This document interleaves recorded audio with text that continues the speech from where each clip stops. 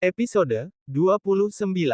Sakit. Mela tengah ditangani dokter di UGD, sedang Han, Siska dan Tio khawatir menanti dokter yang menangani Mela. Tak lama dokter menghampiri mereka bertiga. Bagaimana keadaan Mela, dok? Tanya Siska. Pasien hanya mengalami asam lambung yang tinggi, sepertinya pasien memakan pantangan hingga membuat asam lambungnya naik, jelas dokter.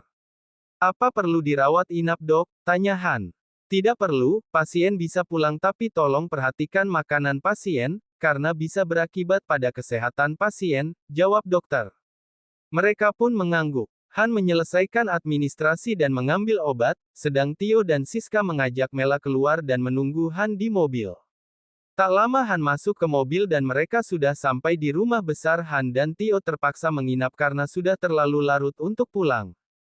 Sedang Mela tidur di kamar sendiri. Siska juga pergi ke kamarnya untuk istirahat. Mela sangat merindukan Herdi, sedang Herdi di Jerman terus terbayang Mela karena tadi Herdi melihat Mela begitu pucat. Herdi mencoba melihat Mela dari sambungan CCTV di laptopnya, terlihat Mela yang memakai kaos oblong milik Herdi yang terakhir dipakai. Sebegitu rindunya dirimu padaku sayang, tunggu kuda aku pulang, gumam Herdi. Pekerjaan di Jerman berhasil diselesaikan Herdi dalam waktu singkat karena Herdi sudah menemukan dalangnya. Herdi harus mencari orang yang bisa dipercaya untuk memegang cabang di Jerman. Herdi pun tidur dan bermimpi bertemu dengan Mela yang terlihat pucat. Herdi menghampirinya dan memeluknya. Mas jahat, aku sakit tapi Mas tak ada di sampingku, kata Mela. Herdi terbangun dari mimpinya, dan dia melihat jam menunjukkan pukul 6 pagi. Herdi memanggil Surya ke kamarnya. Sur, sepertinya saya harus kembali ke Indonesia, kata Herdi.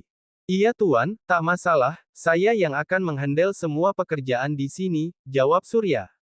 Terima kasih Sur, kau selalu bisa diandalkan, kata Herdi. Herdi sudah mulai bersiap untuk kembali, entah mengapa dia tak tenang. Penerbangan 15 jam harus dilalui Herdi. Pagi hari Siska memberitahu Nyonya Umi, Mia, dan Rio jika Mela sakit, sedang Kenzo diasuh oleh Big Ani. Mela juga tak bisa ke yayasan karena Nyonya Umi menyuruh Mela berbaring dan terus dilayani oleh BBN. Yayasan dihandle oleh Lina dan Susi. Meski hari ini ada acara baksos, bagaimana lagi karena tingkah kekanakannya Mela merepotkan semua orang. Mela seharian hanya berbaring, untung ada Kenzo yang menemaninya. Kalau tidak bisa mati bosan, pria kecil itu terus berada di samping Mela. Tidur selalu memeluk Mela, seakan tak mau lepas. Sore hari ketika Mia dan Rio sudah pulang dari sekolah ikut bergabung di kamar. Mereka terus bercanda bersama. Makan malam Mela sudah bisa bergabung di meja makan. Setelah itu Mela kembali ke kamarnya. Jam 11 malam, Mela merasa ada seseorang yang mengelus kepalanya. Karena setengah sadar Mela memeluk dan mulai bicara ngawur. Papa Herdi, Bunda kangen, kenapa Papa tinggalin Bunda sendiri, racau Mela. Maaf Bunda, kata Herdi. Sekarang Papa harus peluk Bunda, kalau tak mau, Bunda akan main ke terowongan bareng Han dan Tio, kata Mela memeluk Herdi. Herdi mengerutkan keningnya mendengar perkataan Mela. Herdi tak menyangka ketiga orang itu berani mengajak Mela ke terowongan tanpa kehadirannya. Tunggu balasanku. Han, Tio dan Siska, kata Herdi. Herdi pun merebahkan tubuhnya di samping Mela yang menyembunyikan wajahnya di dada Herdi. Pagi hari Mela bangun dan melihat tempat tidur sampingnya kosong. Mela pun kecewa. Ternyata mimpi, kata Mela. Ceklek, Herdi keluar dari kamar mandi hanya menggunakan handuk di pinggangnya. Papa, sudah pulang, kaget Mela. Udah dong Bun, Papa gak bisa lihat Bunda marah, kata Herdi memeluk Mela. Aku merindukanmu, kata Herdi mencium kening Mela. Herdi sedang di walk-in closet sedang Mela sedang mandi. Setelah itu mereka turun bersama. Kenzo sudah tampan dan duduk manis di meja miliknya. Papa, teriak Mia dan Rio yang langsung memeluk Herdi.